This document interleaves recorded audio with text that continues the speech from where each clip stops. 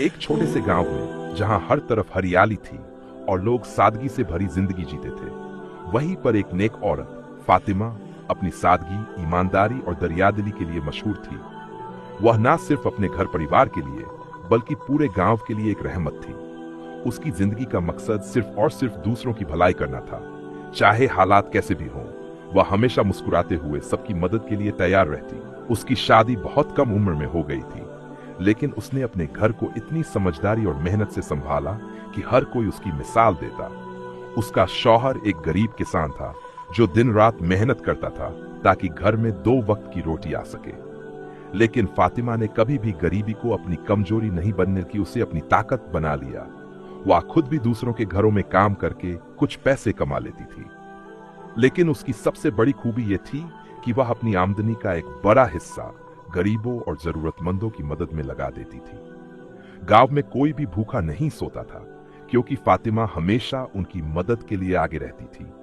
उसकी यह आदत सिर्फ इंसानों तक ही सीमित नहीं थी, बल्कि वह जानवरों का भी बहुत ख्याल रखती थी।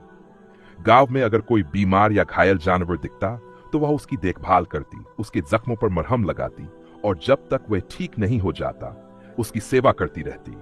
उसकी दरियादिली की वजह से पूरा गांव उसे मां फातिमा कहकर पुकारता था।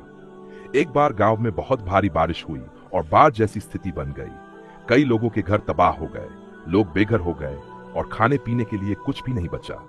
फातिमा ने बिना कोई वक्त गंवाए अपना घर सभी जरूरतमंदों के लिए खोल दिया। उसने अपनी सारी जमा पूंजी खर्च करके लोगों के लिए खाना बनवाया और जब तक हालात ठीक नहीं हुए तब तक उनकी सेवा में लगी रही। उसकी इस दरियादिली ने उसे और भी महान बना दिया। उसके नेक दिल होने का यह आलम था कि अगर कोई भूखा दरवाजे पर आता तो वह अपने हिस्से की रोटी भी दे देती। उसे इस बात की परवाह नहीं थी कि कल उसके पास क्या होगा। उसे बस इस बात की फिक्र होती थी कि कोई भी भूखा न रहे। उसकी नेकी की वजह से अल्लाह ने भी उसके घर में बरकत दी थी। वह जितना दूसरों को देती, उससे कहीं ज्यादा खुद उसे किसी न किसी रूप में वापस मिल जाता। एक दिन गांव में एक अनाथ बच्चा आया जिसे कोई नहीं जानता था। वह बहुत कमजोर और डरा हुआ था।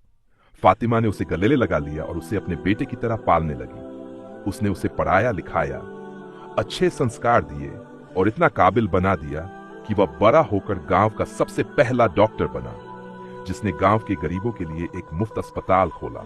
यह देखकर फातिमा की आंखों में खुशी के आंसू आ गए। उसे लगा जैसे उसकी सारी मेहनत सफल हो गई। उसने कभी अपने लिए कुछ नहीं मांगा, बस हमेशा दूसरों की भलाई के लिए जीती रही। उसकी उम्र बढ़ने लगी, लेकिन उसकी सेवा भावना में कोई कमी नहीं आई। जब वह बूढ़ी हो गई तो भी लोगों की मदद के लिए हमेशा तैयार रहती।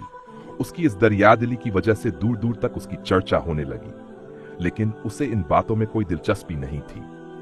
उसे बस अपने अल्लाह की खुशी चाहिए थी। एक दिन जब उसकी आखिरी घड़ियां थीं, तो पूरा गांव उसके घर पर इकट्ठा हो गया।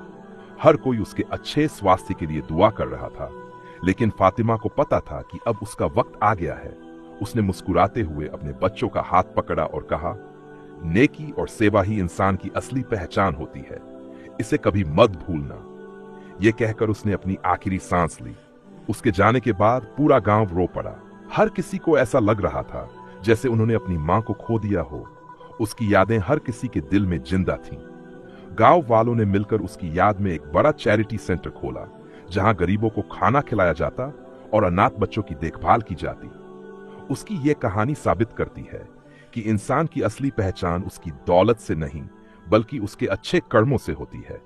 धन दौलत तो खत्म हो जाती है, लेकिन नेकी और भलाई हमेशा जिंदा रहती है। उसकी जिंदगी हमें यह सिखाती है कि अगर हमारे पास कम भी हो, लेकिन हम उसे दूसरों की भलाई के लिए इस्तेमाल करें, तो वही असली दौलत होती है। उसकी जिंदगी एक मिसाल बन गई और आज भी जब लोग उसके बारे में बात करते हैं तो उनकी आंखों में सम्मान और प्यार झलकता है।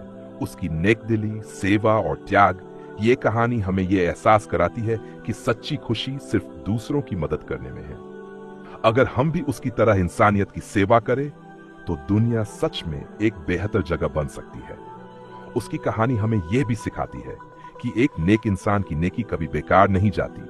वह चाहे इस दुनिया से चला जाए, लेकिन उसकी अच्छाइयां और उसके किए हुए अच्छे काम हमेशा जिंदा रहते हैं।